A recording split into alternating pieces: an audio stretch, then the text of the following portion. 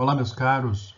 Vamos tratar na aula de hoje de um dos temas mais palpitantes, né, do direito processual civil no que tange à execução, que é o da execução de alimentos. É um assunto muito utilizado, muito cobrado, né, no dia a dia. E nesta aula, então, nós vamos fazer uma análise conjunta.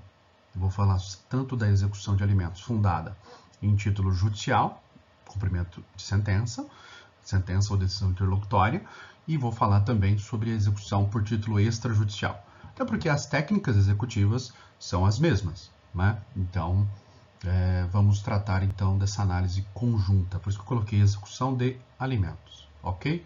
Então vamos lá. Bom, eu trouxe aqui uma questão elementar, né, só para contextualizar, né, o que vem a ser alimentos, né, às vezes nem todo mundo ainda estudou direito de família, né, então elas são prestações periódicas que visam a subsistência da pessoa, então ela é prestada por um terceiro, né, e visa então justamente a subsistência da pessoa, quando ela por si, né, não possa satisfazer. Então, e é um vínculo de natureza obrigacional, pessoal e que tem um conteúdo patrimonial. E isso vai reverberar, né, no âmbito do processo de execução com técnicas especiais para se fazer, então, valer esse tipo de modalidade obrigacional. E há um vínculo, então, entre o credor e o devedor em torno desta prestação de natureza alimentar. Com relação ao dever de prestar alimentos, né, o código foi bastante amplo. Então, nós temos a possibilidade dos alimentos serem decorrentes do parentesco, né, relação paterno-filial, que é o que mais ocorre, né, ou materno-filial, também não é raro, matrimônio ou convivência, né, no caso do rompimento do casamento ou união estável, então pode ser de haver a necessidade, né, de prestar alimentos para o cônjuge ou companheiro. Temos ainda de cunho negocial, também há essa abertura, e de cunho ressarcitório. Então, nós temos essas quatro modalidades. Ressarcitório, quando se fala em ressarcitório, estou falando tendo em vista a prática de um ilícito. E aqui até o sistema previu uma técnica importante que é a constituição de capital, né, pela empresa. Então, nós vamos tratar sobre essa técnica em específico. Então, nós temos essas quatro categorias de modalidades de alimentos, né, dessas quatro origens, então, que podem se valer das técnicas executivas que nós vamos tratar agora, tá? Vamos trazer alguns entendimentos do STJ, né, acerca disso. Há uma polêmica, por exemplo, acerca da prisão civil com relação aos alimentos ressarcitórios, ou se deveria seguir a técnica da constituição de capital. Enfim, vamos tratar sobre isso.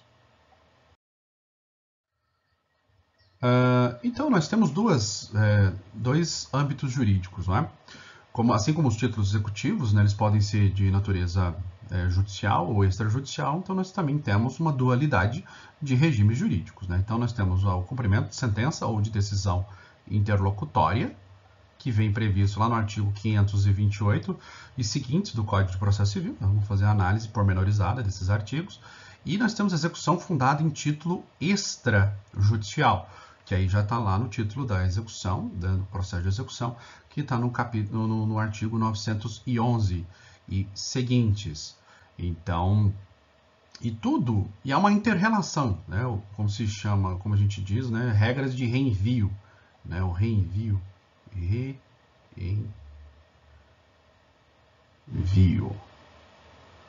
eu consegui escrever, que bom.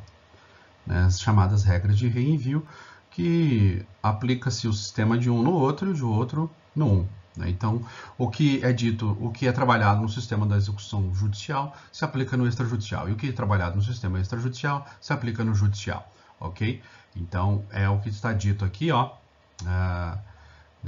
neste balãozinho aqui, então, que aplica-se, couber as regras previstas nos artigos 528 deste código. Aplica-se, então, na execução extrajudicial, tá? Isso que a gente chama de regras de reenvio, para evitar de ficar redundante, né, repetitivo, né? Então, porque não tem artigos repetitivos, eles colocam essa técnica, né, de falar, olha, tudo que foi dito lá no cumprimento de sentença, aplica-se também aqui na execução por título extrajudicial, Então é muito comum isso sendo aplicável em qualquer modalidade de execução, tá bom?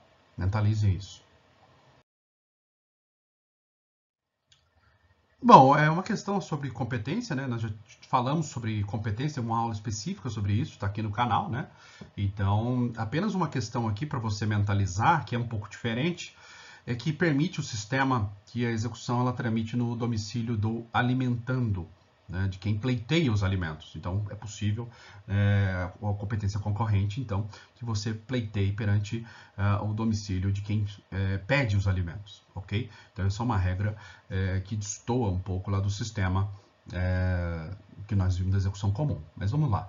Então, por quê? Nós temos a possibilidade, então, do cumprimento de sentença perante o domicílio do executado, né?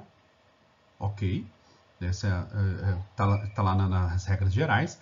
Domicílio onde se encontrem os bens sujeitos à execução, também é a regra normal. E aqui está o ponto, né? O exequente pode promover o cumprimento de sentença ou decisão que condena o pagamento de prestação alimentícia no juízo do seu domicílio.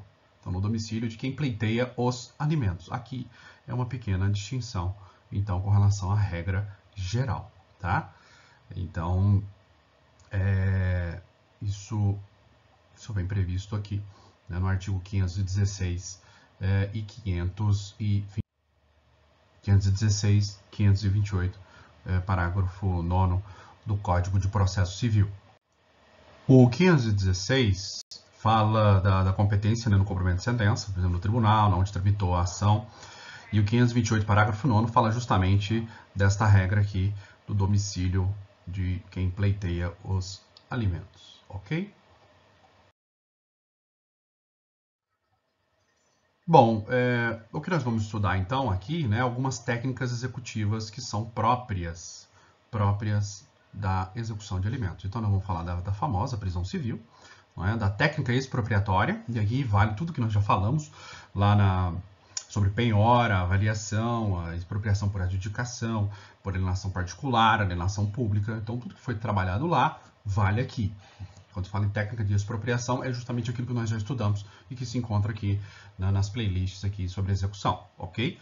Então, o que vai ser de novidade, né? Então, vai ser o estudo da prisão civil, né? Que é própria aqui da execução de alimentos.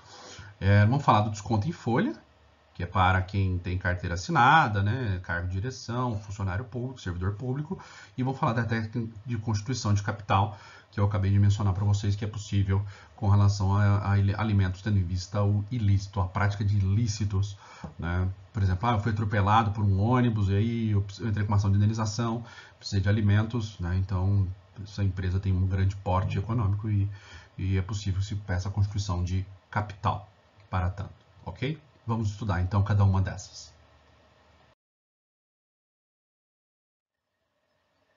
Bom, meus caros, vamos tratar agora sobre as técnicas executivas, né, no que tange a execução de alimentos. Então, como todos vocês sabem, né, a técnica da prisão civil é uma das mais utilizadas, é uma das mais famosas técnicas que são próprias da execução de alimentos, né?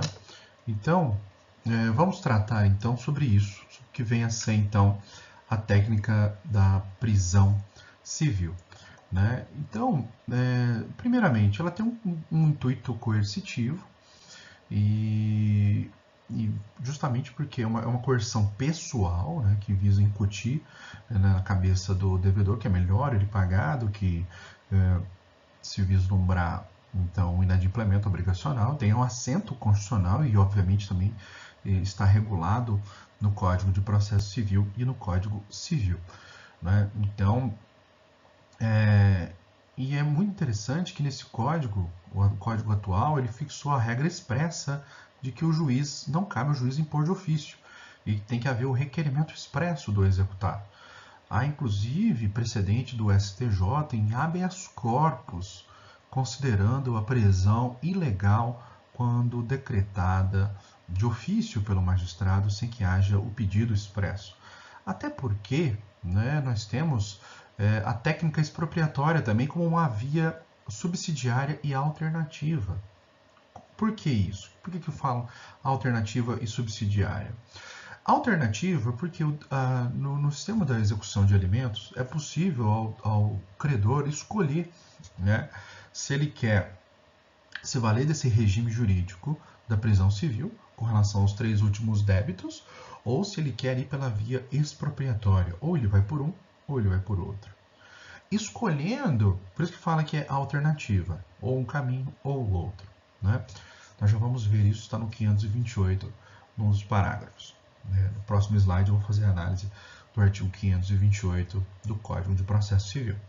Pois bem, e eu falo que subsidiária também, porque com relação às verbas alimentícias mais antigas, né, elas vão ser cobradas por meio da expropriação. Porque o que autoriza a prisão civil é apenas os 3 últimos débitos, porque é a regra da atualidade, ela tem que ser atual, o débito tem que ser atual. Porque entende o STJ, né, até nós vamos ver aqui a súmula 309, que se ultrapassados esses 3 meses, já deixou de ser atual. Então lembre-se que o propósito da prisão civil é atender a subsistência da pessoa, tem um caráter alimentar. E isso significa que visa para atendimento às necessidades básicas, essenciais, emergenciais também. Então, meus caros, é interessante essa perspectiva de que só cabe a prisão civil então, com relação aos 3 últimos débitos. E ultrapassado isso, não há mais a atualidade, então teria que se valer pela técnica expropriatória. Então é até uma dica, né? Caso você esteja aí com algum cliente, alguém, né, que esteja na iminência aí de ser preso, né? Ou que seja devedor de alimentos, é apenas você chegar e falar para ele, olha, pague os últimos 3 meses e não deixe atrasar os que forem vencendo, né, ao longo do tempo. Então, porque preso ele não vai, né, por causa dessa regra dos 3 últimos meses. E ainda também, né, então, e esses débitos que estão para trás? Né? Eu escolhi a técnica então, imagina, ele está devendo 6 meses, né? Então, só cabe a prisão civil se o débito estiverem aberto com relação aos últimos 3 meses. E o que passar dos 3 meses, então as verbas alimentícias mais antigas, então, elas poderão ser executadas pela técnica expropriatória. Né? Então, e não cabe, né, para prestações remotas, então, a prisão civil. Né? Então, e o STJ também, ele repele, né, ele afasta esse caráter pretérito, né, das verbas alimentícias quando for realizado entre as partes um acordo, né, do seu pagamento e caso haja o descumprimento, né, por parte do executado. Né? Então, é uma outra regra também importante à luz da jurisprudência do STJ. Então, meus caros, você também não pode incluir, né, com a combinação da pena de prisão as verbas e custas processuais e honorários de advogado. Né? Embora os honorários advocatícios tenham natureza alimentar, né? Então o titular dos honorários advocatícios é o advogado. Então ele que propõe uma execução de alimentos e peça, né, se for o caso, a prisão civil. Né? Aí sim. Agora, o que não pode haver é essa... Eu vou pegar emprestado lá do direito do trabalho a cobrança complessiva. Né?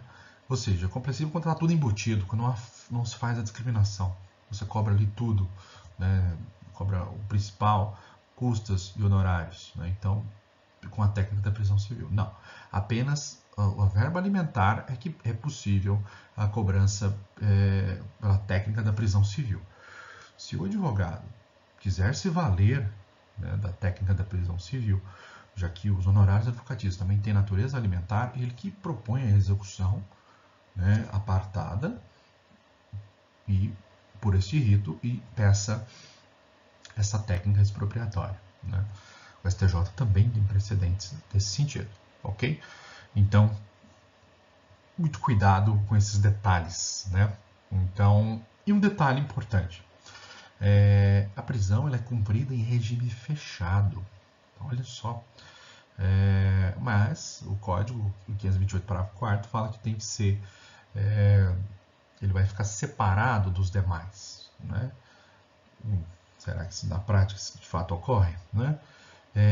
Em situações excepcionais, excepcionalíssimas, se admite que ele seja feita a prisão domiciliar, né? Há precedentes também neste sentido de se admitindo a prisão domiciliar no caso de, por exemplo, gravemente enfermo, né? Então, mas de regra, né, a prisão civil, por seu caráter coercitivo, ela tem que ser cumprida em cárcere, né? Regime fechado. E o STJ, então, salientou, né, eu trouxe aqui o precedente foi no recurso em RHC 86842, no caso de doenças graves, o STJ admitiu a substituição da prisão civil por prisão domiciliar para evitar o risco de morte ou de danos graves à saúde ou à integridade física do executado. É um julgado relativamente recente, de 2017, né, um RHC. Então, isso é um ponto interessante para você mentalizar aí no que tange ao estudo da prisão civil. O prazo da prisão é de 1 a 3 meses, conforme o parágrafo 3º do 528. Não é possível a acumulação desses prazos, tendo em vista a propositura de várias execuções entre as mesmas partes. Imagina, entrou com várias execuções, né? Então, mas é possível, né, segundo o próprio STJ, a renovação da prisão, né, do pedido de prisão. Então, em habeas corpus, olha só, habeas corpus, hein? Você acha que direito penal às vezes não tem relevância, né, mas está em jogo que a vida, a liberdade, perdão, da pessoa, e com o nosso sistema penitenciário também a vida, né? Não é absurdo falar isso? Então, se você estiver diante de diversas execuções e se for decretada a prisão, né, a acumulação de prazos, né, é impossível. Então, segundo o STJ, mas é possível a renovação do pedido do decreto prisional, ok? Então, isso é uma questão interessante para você mentalizar, ok? Bom, então, o 309, eu até trouxe aqui para vocês analisarem, né, a súmula 309 do STJ, ela foi introjetada no Código, no 528. Até se diz, né, que esse Código de Processo Civil é o código que ele veio a trazer para dentro da lei o entendimento sedimentado do STJ. E olha o que diz aqui o 309. Então, o débito alimentar, que autoriza a prisão civil do alimentante, é o que compreende as 3 prestações anteriores ao ajuizamento da execução e as que vencerem no curso do processo. Então, por isso que se diz que é evitar a prisão civil, né, pague as 3 últimas e não atrase o pagamento das que forem vencendo ao longo do processo. Então, isso é uma regra importante. E isso, como eu disse, foi introjetado no Código, que olha que diz o 528, parágrafo 7º. O débito alimentar, que autoriza a prisão civil, é o que compreende até as 3 prestações anteriores. Perceba, está quase igual, né? Ao juizamento das execuções que se vencerem no curso do processo. Quase que um copia e cola, não é isso? Então, é interessante esta questão, né? Bom, é interessante um ponto, né, que com relação à prisão civil, né, que você precisa mentalizar, há autores, né, que salientam que, primeiramente, né, caso é diferente do direito penal, que o direito penal quando a pessoa comete um crime, ela tem que ser processada, né? Então, nós vamos ter lá, vai haver o cumprimento da pena, caso ela seja condenada com trânsito em julgado. Pois bem, aqui não. Aqui a pessoa ela é presa, né, e pagou, ela deve ser colocada imediatamente em liberdade, de forma imediata. Então, por isso que é o caráter coercitivo do sistema de prisão civil, né? Por mais odiosa, né, que essa prisão por dívida, né, possa causar, né, já em tratados internacionais de direitos humanos já se discute se isso não seria lesivo, né, à dignidade humana. Então, se não ofenderia valores fundamentais, né, de uma Constituição democrática. Então, o devedor, né, da obrigação alimentícia, né, em caso de inadimplemento, ele também põe em risco, acaba pondo em risco as necessidades vitais do credor. Então, como a saúde e a sobrevivência. Então, em países em que há uma miserabilidade, como é o Brasil, nos parece que esse sistema ainda deve ser sustentado, né? Esse sistema ainda deve ser mantido. Então, é uma questão importante, né, que deve ser sopesado com relação a isso, né? Então, o STJ ele tem condicionado a prisão civil do devedor de alimentos aos requisitos da atualidade da dívida, a urgência e a necessidade na percepção do valor pelo credor. Então, a necessidade da percepção do valor pelo credor, urgência e a atualidade da dívida. São os 3 meses que nós falamos. Então, perceba que a jurisprudência do STJ acabou dando uma evoluída ou involuída, dependendo do prisma que você esteja trabalhando, né? O precedente do STJ que fala sobre isso, né, que fala da atualidade da dívida, a urgência e a necessidade da percepção do valor pelo credor, é o RHC, olha só, RHC, de novo, habeas corpus, 95.204 do Mato Grosso do Sul, que foi julgado em 2018, 24 de 4 de 2018, é o dia do meu aniversário, olha que interessante, 24 de abril de 2018, mas foi publicado no diário no dia 30. Então, e o relator é o ministro Ricardo Vilas Boas Cueva. Então, se você estiver advogando aí pelo devedor, né, é um belo precedente para você argumentar, né? Então, por quê? Eles negaram a medida constritiva a um ex-cônjuge do devedor, porque se tratava, né, obviamente, de pessoa maior de idade, ex-cônjuge, né? E que havia proventos econômicos que conferia ao esse cônjuge, ex-cônjuge, né, independência financeira ou não dependência financeira por parte do alimentante. Então, o que o STJ entendeu neste caso? Que não haveria situação de emergência.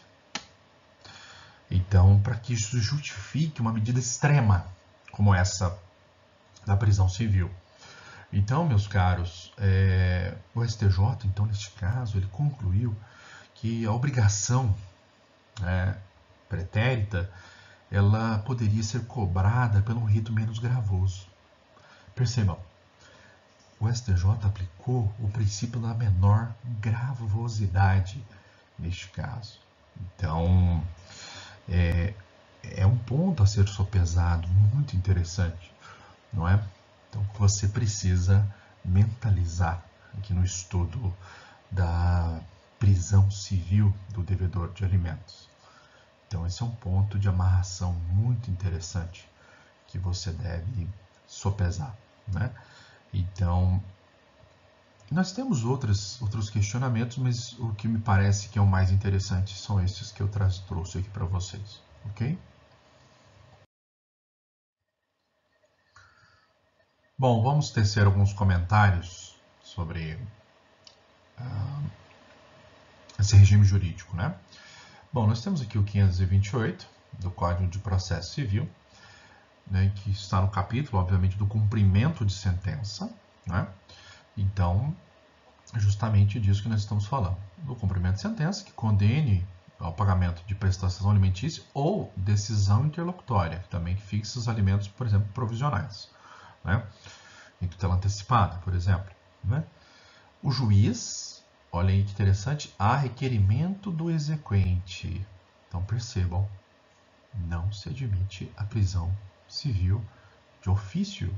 Deve ser feito o requerimento expresso por parte do exequente, do interessado. Até porque o exequente ele pode optar pela via expropriatória. Eu até brinco, né? Se o devedor ele tem bens, tem patrimônio, não faz sentido você se valer da prisão civil. Penhora lá o salário dele. É possível. Lembre-se das exceções, né? Penhora do salário. Se o salário for acima de 50 salários mínimos, é livremente penhorável.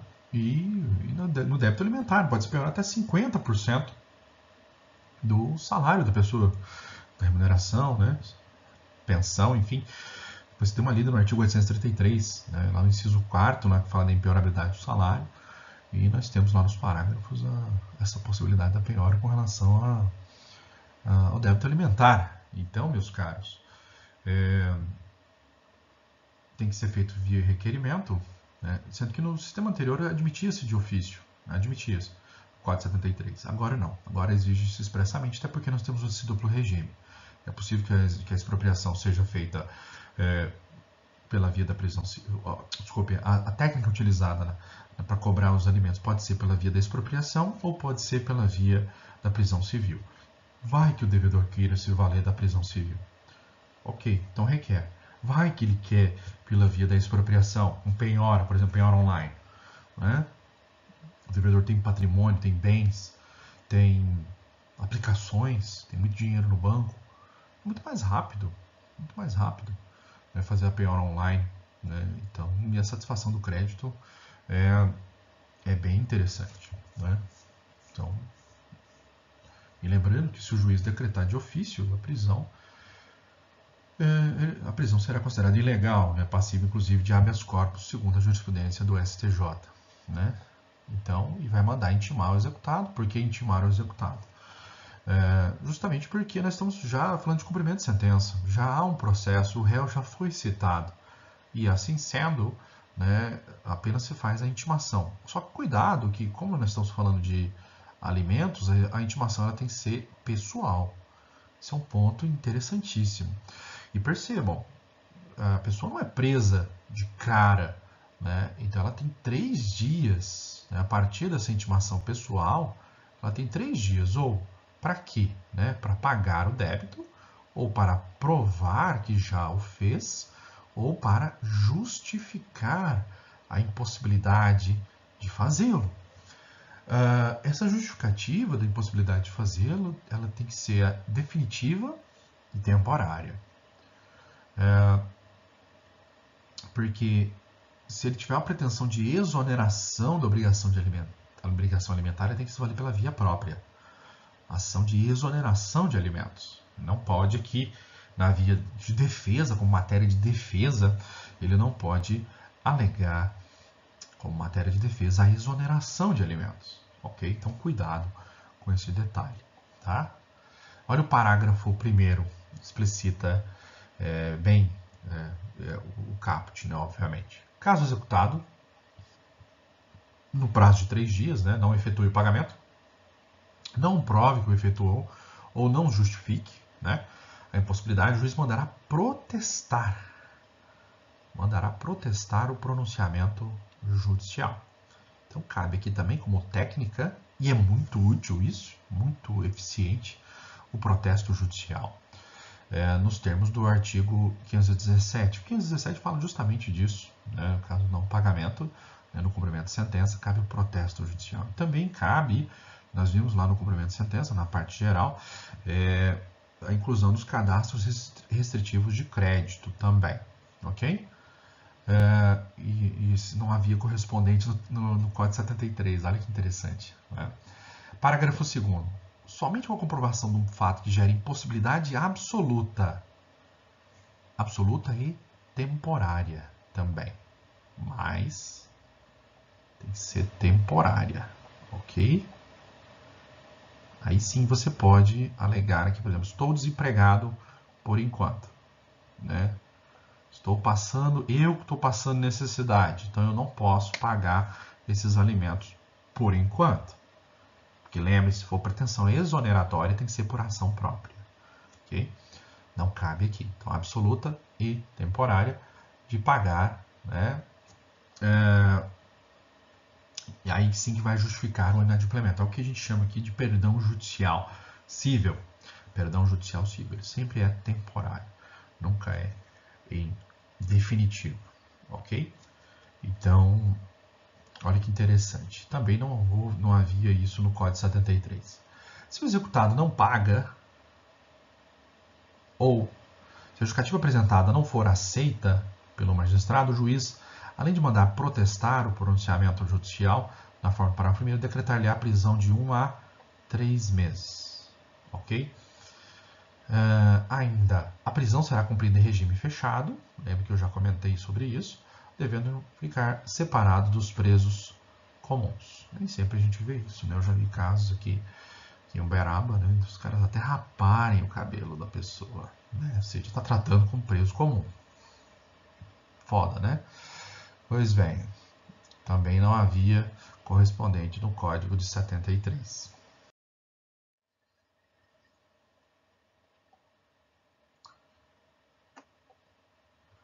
Continuando aqui, parágrafo 5º. Cumprimento da pena não exime o executado o pagamento das prestações vencidas e vincendas. Por isso que eu disse no slide anterior, não basta você pagar as 3 últimas anteriores, você precisa manter em dia as que forem vencendo, né, ao longo dos meses, ok? Então isso é imprescindível para se evitar a prisão civil. Isso também é jurisprudência do STJ que foi introjetada no Código. Aliás, praticamente tudo isso aqui que nós estamos comentando é jurisprudência do STJ. Parágrafo 6º. Paga a prestação alimentícia, o juiz vai suspender, deve ser suspensão imediata, né, e restabelecer a liberdade do devedor de alimentos, ok? E o débito alimentar é aquela súmula 307, né, que autoriza a prisão civil do alimentante, é o que compreende até as 3 prestações anteriores ao ajuizamento da execução e as que se vencerem no curso do processo, ok? Não havia correspondente do Código 73, o que foi um entendimento sumulado, né? Súmula 309, que nós já vimos. Bom, parágrafo 8º. Bom, parágrafo 8º, olha só. O exequente ele pode optar. Então, opa, peraí, saiu errado aqui. Optar, então, por promover o cumprimento de sentença ou a decisão desde logo, nos termos, né, do título 2, capítulo 2, caso em que não será admissível a prisão do executado. O que ele está dizendo aqui? No livro, no título 2, capítulo 2, capítulo 3, é a técnica da expropriação. Então ele está falando aqui, olha, ele pode optar ou pela execução ou pelo caminho da expropriação. Se ele escolher o caminho da expropriação, por exemplo, quer fazer penhora online, quer penhorar o dinheiro que ele tem no banco, ou penhorar bens, né? Ele está me devendo ali 2 anos de alimentos, que é o prazo prescricional dos alimentos. Quero cobrar tudo. E eu sei que ele tem bens para cobrar tudo. Não quero cobrar só os últimos 3 meses. Ok. Você vai pela via expropriatória. Indo para a via expropriatória, não cabe a prisão civil. É isso que está dito aqui. Ok?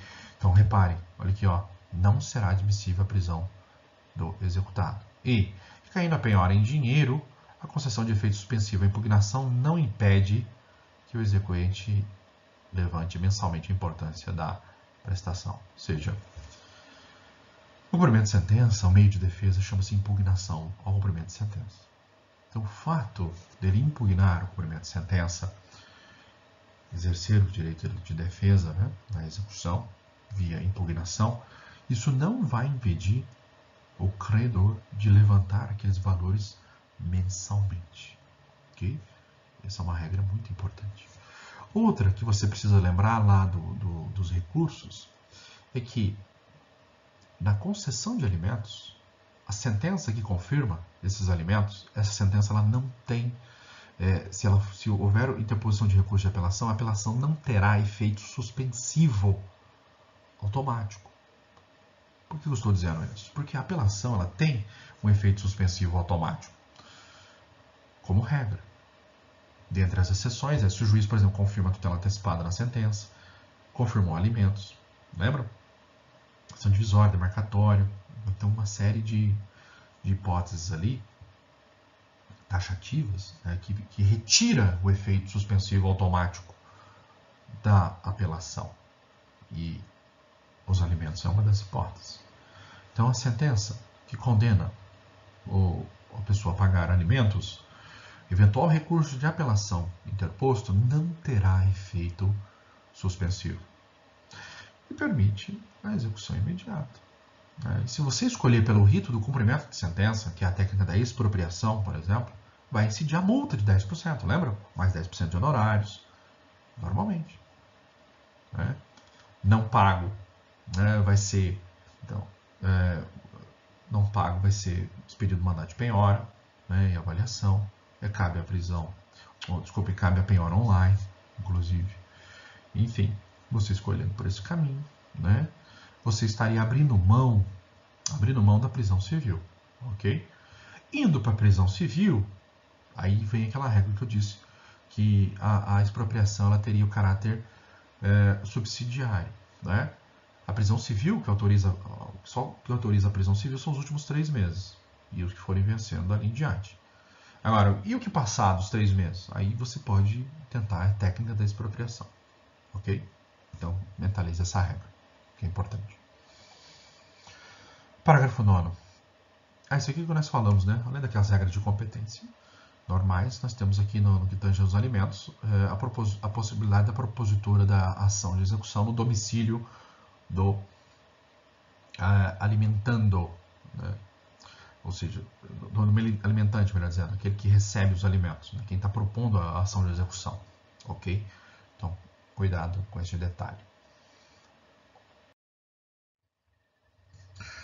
Bom, vamos falar agora sobre a técnica do desconto em folha, que é uma técnica muito eficiente, e ela se vale para aqueles que são servidores públicos, funcionários públicos, militares, diretores, gerentes de empresas ou empregados seletistas. Então, casos como este, o que acontece? Então, nesses casos de cargo público, militar, civil, direção, gerência de empresa, bem como aquele seletista, com carteira assinada, a execução então ela vai ser feita mediante uma ordem judicial. Então, é expedida uma ordem judicial de desconto em folha de pagamento. Então, por exemplo, 10%, 20% dos rendimentos líquidos, então limitados aí a 50%.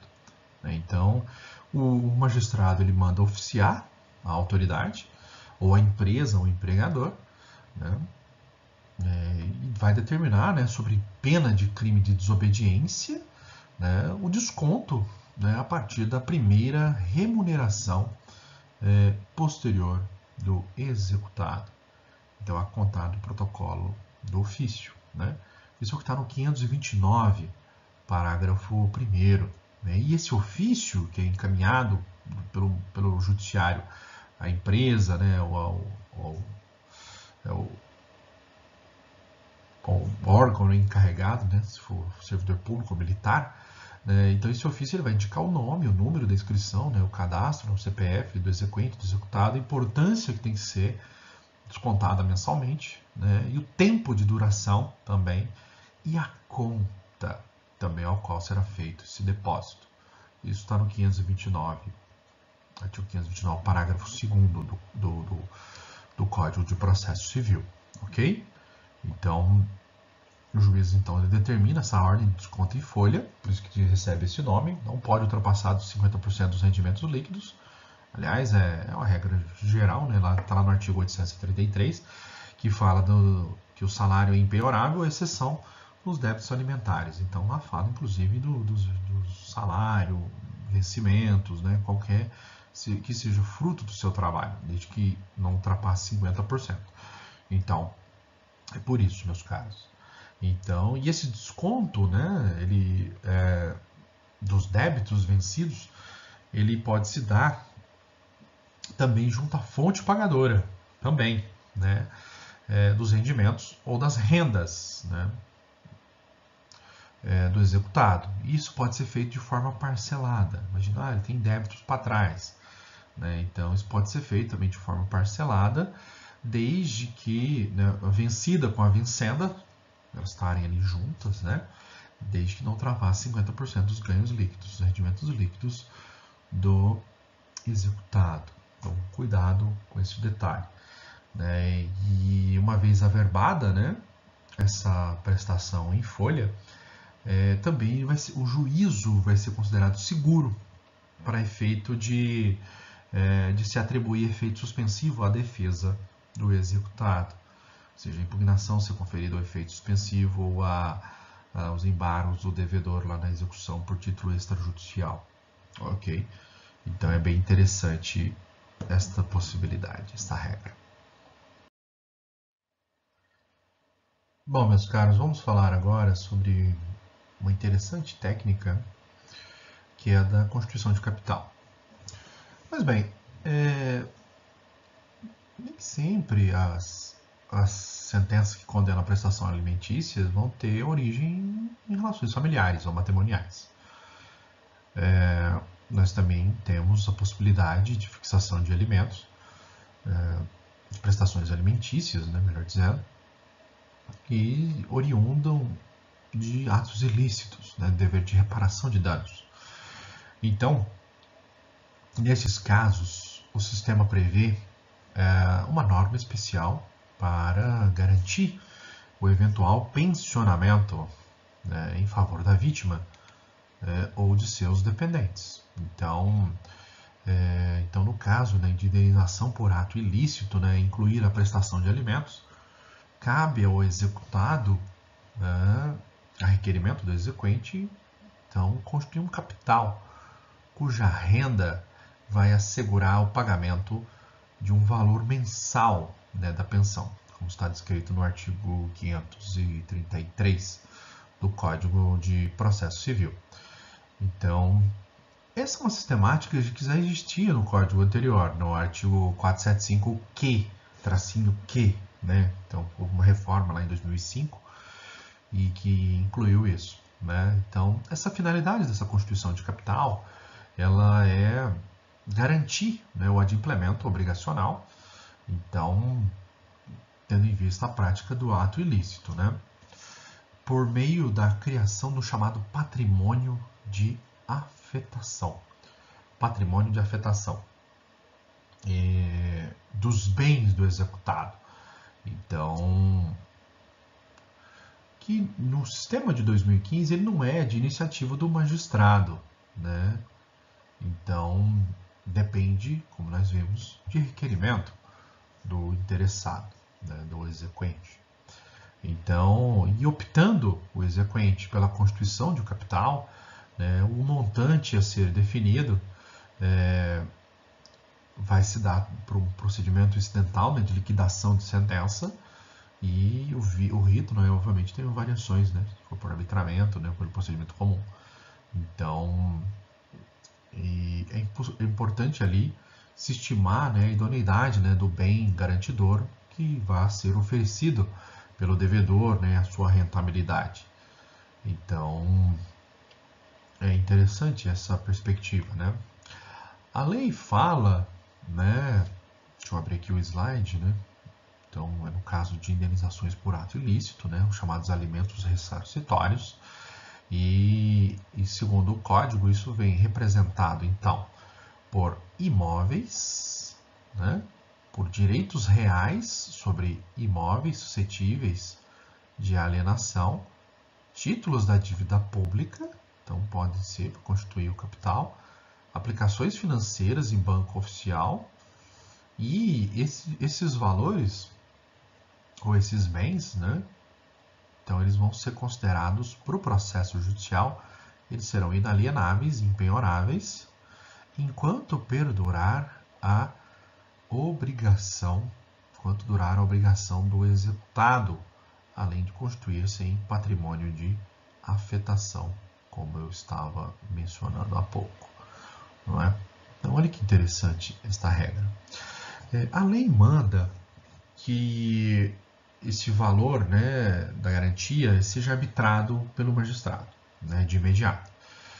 Então, e admite-se, né, a substituição por fiança bancária ou garantia real, nos termos do parágrafo 2º do artigo 532. Então, e esse arbitramento, né, por exemplo, o Humberto Teodoro Júnior defende essa ideia, ele fala que é para efeito de implantação imediata do pensionamento, o arbitramento. E o que não impede, né, eventual rediscussão de uma revisão, né, claro, assegurado o contraditório, para se chegar a um valor mais justo, né, no equacionamento da relação fática, jurídica e econômica das partes. Então, é uma questão muito interessante a ser ponderada. O STJ, o Superior Tribunal de Justiça, né, ele admite um arbitramento de multa, inclusive, para compelir o devedor a constituir o capital. Olha só, fixação de astrentes, né? Então, uma vez que o STJ entende que isso seria uma obrigação de fazer.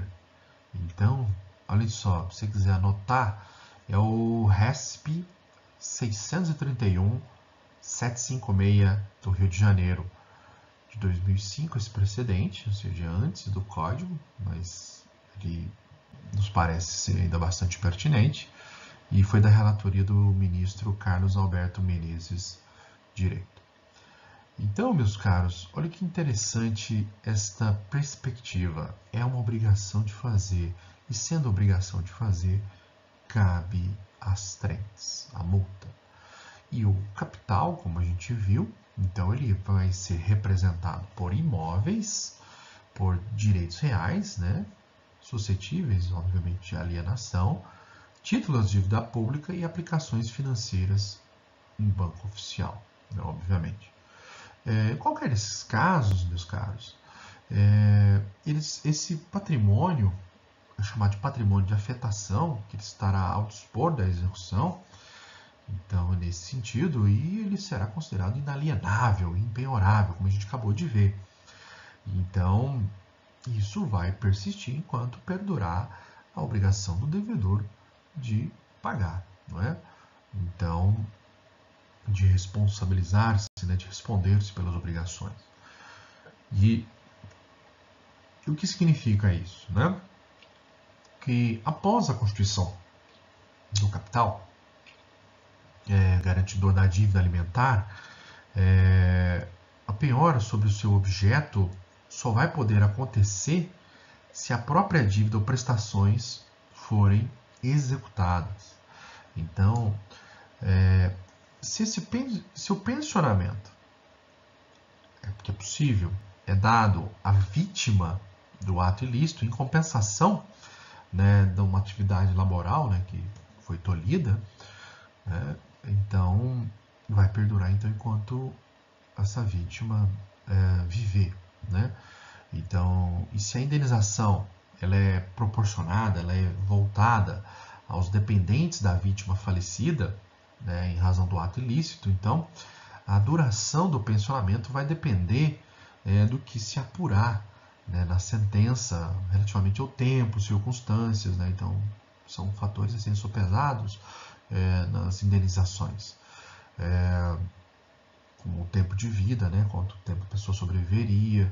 Então, a regra lá dos 2/3, né? Então, também, né?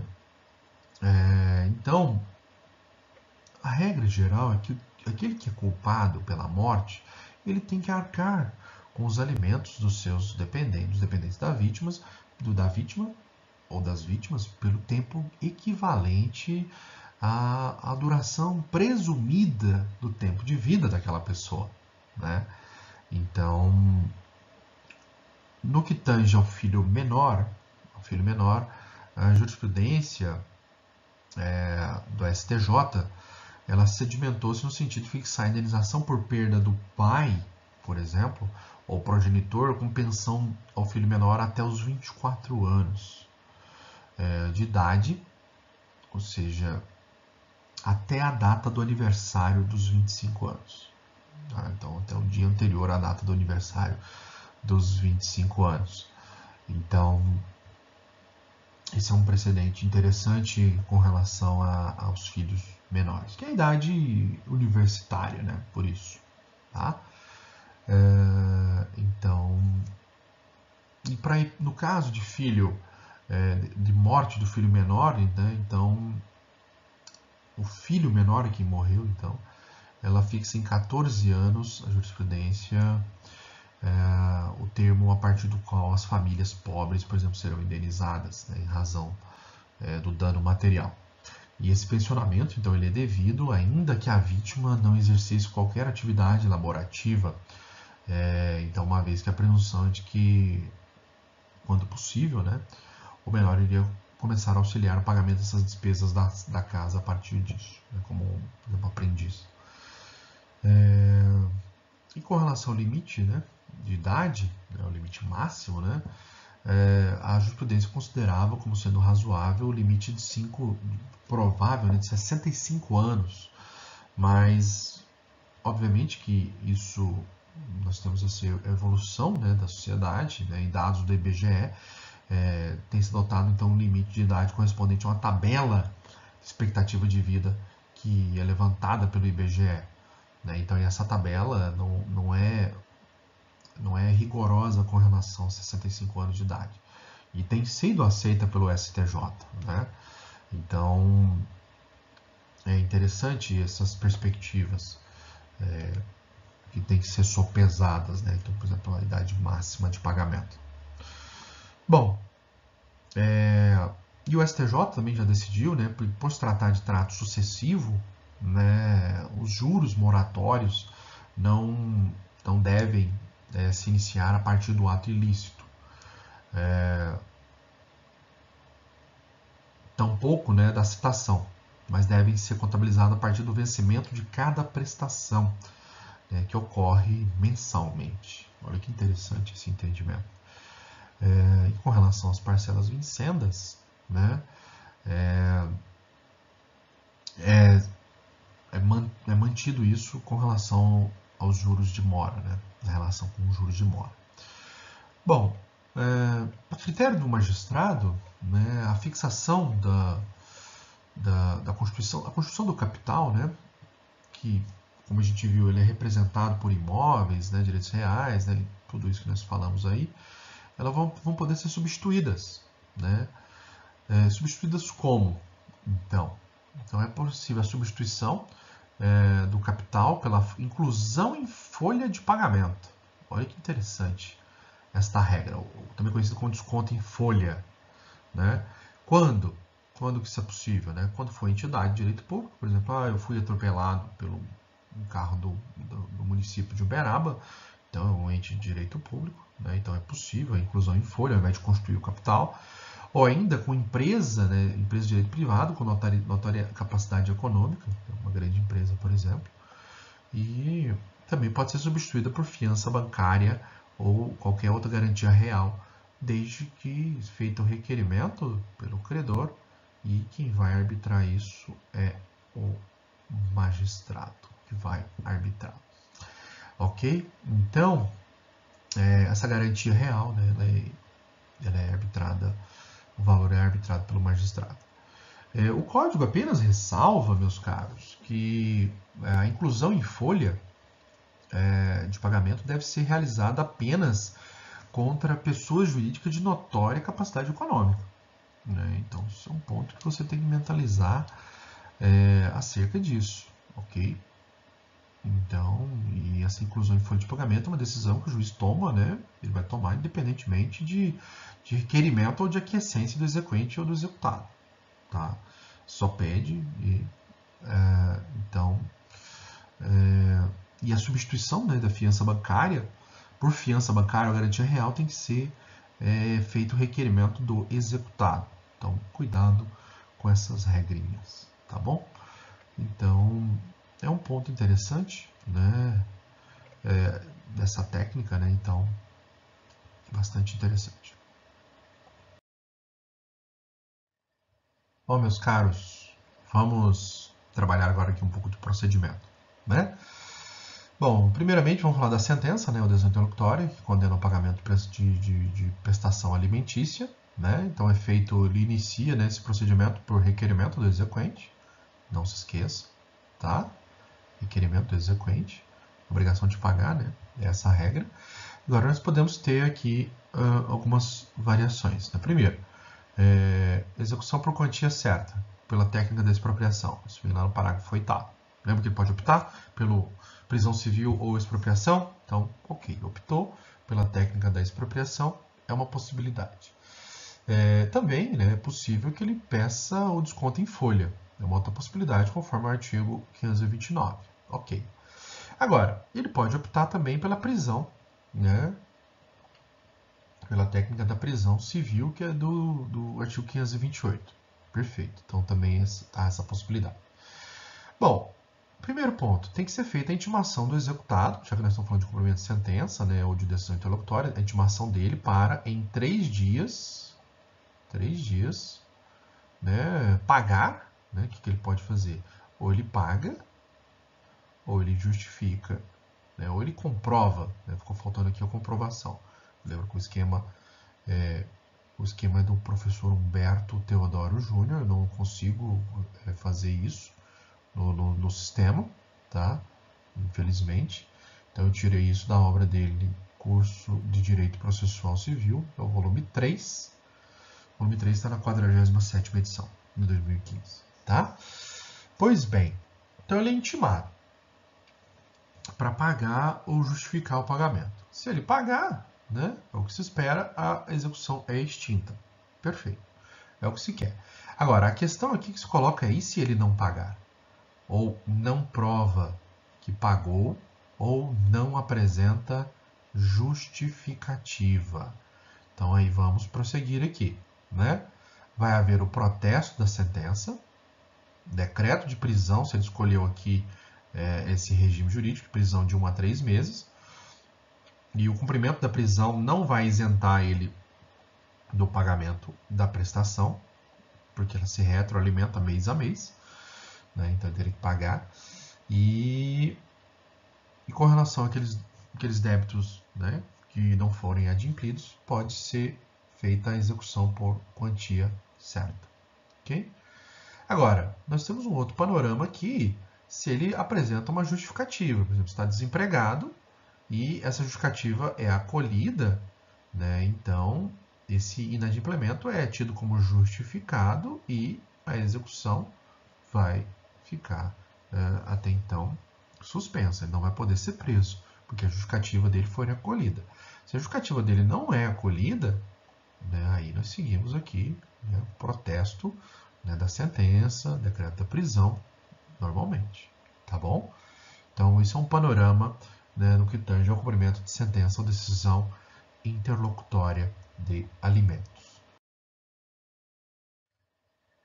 Neste outro panorama, alimentos baseado em título extrajudicial. Imagina, você fez um acordo com a parte, né? E por meio de um contrato, por exemplo, né, por via extrajudicial. Então, nós temos aqui alguns panoramas, né? Então, o que nós temos? Nós temos o seguinte, então.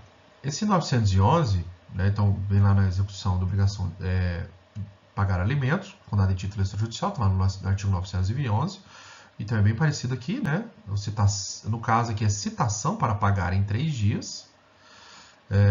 Pagar ou justificar o não pagamento, né? Provar que já o fez, mesma coisa. Por que fala citação aqui, meus caros? Porque nós estamos falando da propositura de uma ação própria. Se é título extrajudicial, Tem que ser proposta uma ação própria e o réu ele precisa ser citado. O executado precisa ser citado. E é citado para quê? Para pagar em 3 dias.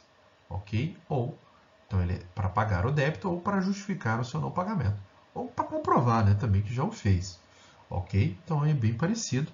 Né? Então, se essa justificativa, né, ela é aceita, então cessa a execução, né, de impossibilidade temporária, né, como eu acabei de falar. Ou então, o outro panorama, ele não paga e não justifica. Aí nós vamos para a prisão civil. Né? Se escolheu esta forma de pagamento. É possível também, na extrajudicial, a averbação em folha, ou seja, desconto em folha, técnica do desconto em folha, ou também é possível a execução por quantia certa. Lembra da possibilidade de escolha. Daí está lá no 913. Então, e aí nós vamos ver que segue o procedimento, né, de penhora, avaliação, né, tudo aquilo, né, que nós já estudamos. Então, e no caso de penhora sobre dinheiro, né, também fala que o efeito suspensivo não impede o levantamento mensal do valor a título de prisão civil, ou de depressão alimentícia, perdão. E no caso da execução por quantia certa, se eu escolhi a opção execução por quantia certa, não há que se falar em prisão civil. Mesma regra. Né? E tudo aquilo que nós falamos, meus caros, com relação ao cumprimento de sentença, vale aqui na execução de alimentos fundada em título extrajudicial. A grande questão aqui que nós estamos diante é a origem do título. O título é de índole extrajudicial, não é judicial, é extrajudicial, é um acordo feito pelas partes, né? E, para tanto, esse autor, caso ele queira executar, ele precisa propor uma ação de execução. Então, esse é um ponto que você precisa mentalizar. Ok? Então, eram esses os principais pontos que eu gostaria de tratar com vocês na aula de hoje, acerca dos alimentos. Muito obrigado e até